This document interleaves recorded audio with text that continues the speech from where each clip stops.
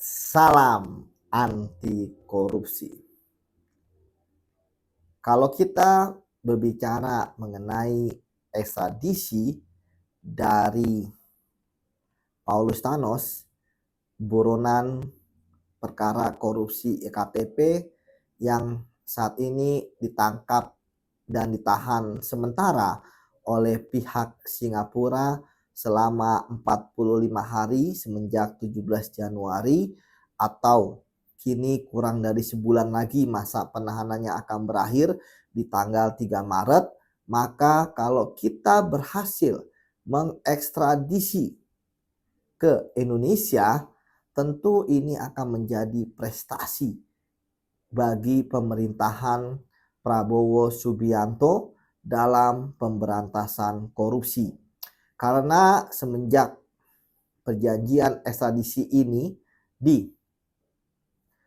dilaksanakan pada tahun 2022 dan Indonesia pun telah meratifikasi pada tahun 2023, belum ada buronan yang diekstradisi ke Indonesia.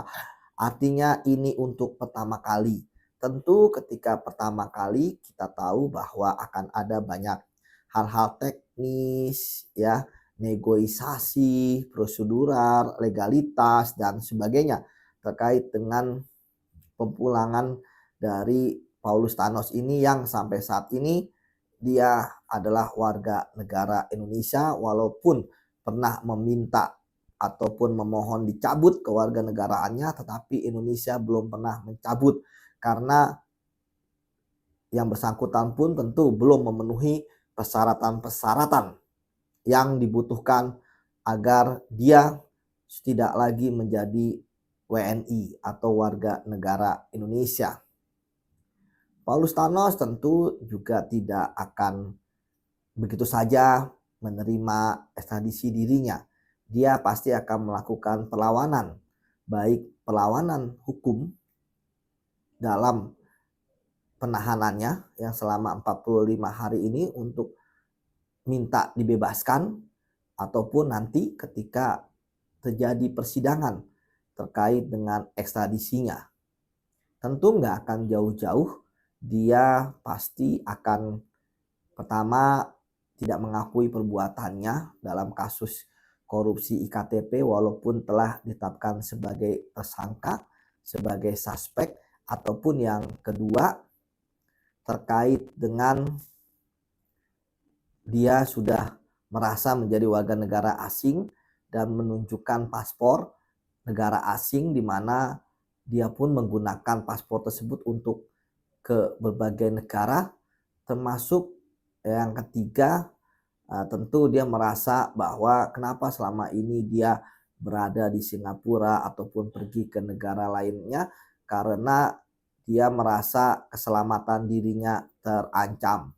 Itulah sebabnya maka pihak KPK, kepolisian, kejaksaan, kemudian juga pihak-pihak lainnya dalam hal ini Kementerian Luar Negeri, Kementerian Hukum dan HAM, termasuk Kedutaan Besar Republik Indonesia di Singapura, ya tentu harus memenuhi permintaan request dari Singapura untuk bisa membawa Paulus Thanos ke Indonesia, karena bagi saya tentu Singapura sudah menunjukkan komitmen yang baik terhadap perjanjian ekstradisi ini, walaupun ini untuk pertama kali, termasuk ketika mereka menahan Paulus Thanos, artinya mereka sudah yakin dan percaya terhadap penegak hukum di Indonesia, yang tentu kita harus memberikan bukti-bukti mengapa Paulus Thanos ditetapkan sebagai tersangka, artinya dia harus mengikuti proses penyidikan dan persidangan di KPK. Ya tentu ada syarat-syarat yang tentu akan disampaikan oleh oleh Singapura yang kita belum tahu apa itu syarat-syaratnya, tapi setidaknya termasuk kewarganegaraan, karena kan ekstradisi itu biasanya syaratnya harus warga negara yang bersangkutan. Jadi warga negara Indonesia. Kita harus membuktikan bahwa Paulus Thanos itu masih WNI, masih warga negara Indonesia, walaupun sudah ada permohonan mencabut, kalau tidak salah sudah 2 kali, ya menurut pemberitaan dari Menteri Hukum dan HAM. Kemudian juga yang paling penting adalah kita harus menjamin keselamatannya, dalam hal ini Jaksa Agung ya. Tentu memang ini yang agak sulit untuk memberikan jaminan konkret ya, karena kan kita tahu bahwa nanti dia akan ke KPK ya kan, kemudian di KPK, kemudian kalau udah inkrah dia, kalau misalnya dibuktikan bersalah ya, karena memang kan suspek itu kan bisa jadi dia menang nanti kan, baik di pra peradilan ataupun dia di pengadilan perkara pokok. Tapi andaikanlah dia bersalah ya di lapas, ya itu juga harus ada jaminan. Artinya kasus ini masih panjang, kasus ini masih sangat menarik, dan ini tentu akan menjadi ekstradisi pertama KPK ya, yang eh, dengan ini ya, dengan ekstradisi ya. Dan kalau mengapa? Karena memang jarang sekali kita melakukan ekstradisi.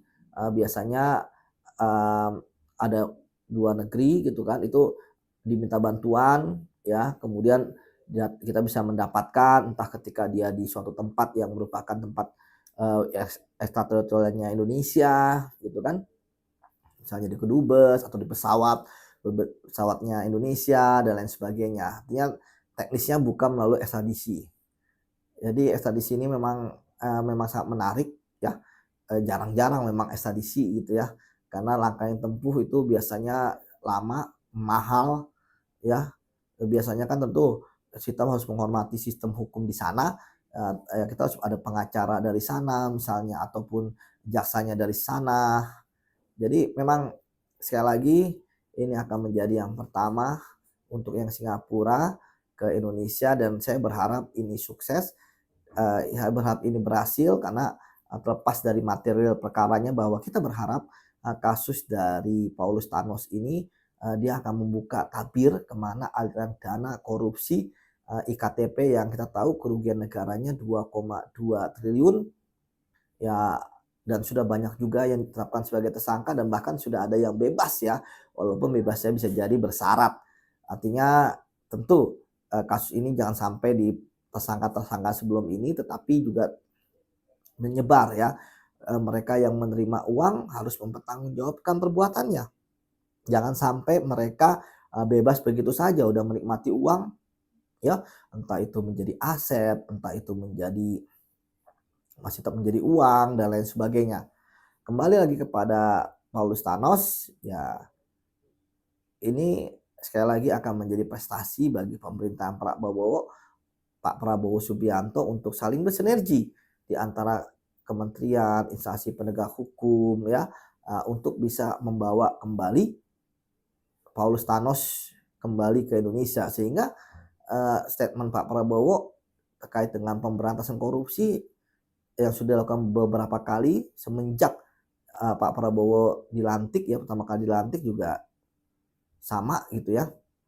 Artinya bahwa Pak Prabowo ingin pemberantasan korupsi yang keras dan tegas, dan bahkan memburu koruptor sampai ke Antartika. Artinya itu kan kiasan ya. Artinya ketika sekarang ada koruptor yang ada di Singapura itu bisa dibawa ke Indonesia, dan artinya ungkapan ataupun statement dari Pak Prabowo itu akan menjadi kenyataan. Dimanapun koruptor melarikan diri, dia bisa melarikan diri, tapi dia tidak bisa bersembunyi ya, karena akan dicari kemudian akan diekstradisi demi pemberantasan korupsi.